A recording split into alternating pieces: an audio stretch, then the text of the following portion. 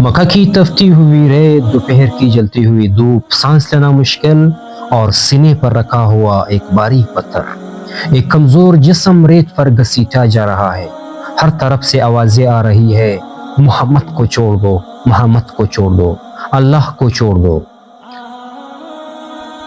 لیکن اس جسم سے کوئی چیخ نہیں نکلتی، کوئی فریاد نہیں آتی، صرف ایک لفظ ٹھہر ٹھہر کر بار بار، احد احد۔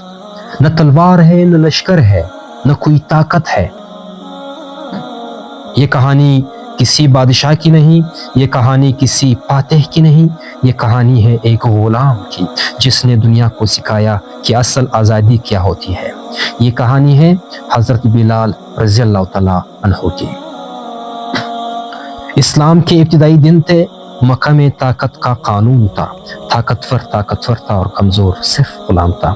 بلال حبشہ سے آئے تھے، رنگ سیاہ تھا، جسم کمزور تھا اور مالک امیہ بن خلف، ایک ایسا شخص جس کے دل میں رحم نام کی کوئی چیز نہیں تھی۔ بلال کا کام تھا مالک کی خدمت، خاموشی سے سر جھکا کر، لیکن دل میں ایک سوال تھا، ایک خلا تھا۔ ایک دن بلال رضی اللہ عنہ نے سنا ایک نیا پیغام، ایک اللہ سب برابر، نہ غلام نہ آقا۔ یہ بات بلال کے دل میں اتر گئی، یہ صرف الفاظ نہیں تھے، یہ آزادی کا اعلان تھا، اور اسی لمحے ایک غلام دل سے آزاد ہو گیا۔ بلال نے اسلام قبول کیا۔ جب امیہ کو معلوم ہوا کہ بلال مسلمان ہو گئے ہیں تو اس کا غصہ ظلم بن گیا۔ بلال کو دوپہر کی دھوپ میں ریت پر لٹایا گیا، سینے پر پتھر رکھا گیا، کوڑے برسائے گئے، لیکن بلال کی زبان پر صرف ایک لفظ تھا، احد احد۔ جسم ٹوٹ رہا تھا لیکن ایمان نہیں۔ یہ وہ لمحہ تھا جب بلال غلام نہیں رہے، وہ تاریخ بن گئے۔ آخرکار حضرت ابوبکر رضی اللہ تعالیٰ عنہ آگے بڑھے۔ بلال رضی اللہ تعالیٰ عنہ کو خرید کر آزاد کر دیا گیا، زنجیریں ٹوٹ گئے، لیکن بلال کے دل میں کوئی غرور نہیں آیا۔ وہ جانتے تھے کہ اصل آزادی انسان سے نہیں، اللہ سے ملتی ہے۔ مدینہ میں بلال رسول اللہ صلی اللہ علیہ وسلم کے قریب تھے، سادہ زندگی، خاموش خدمت، اور پھر ایک رات اذان کا خواب دیکھا گیا۔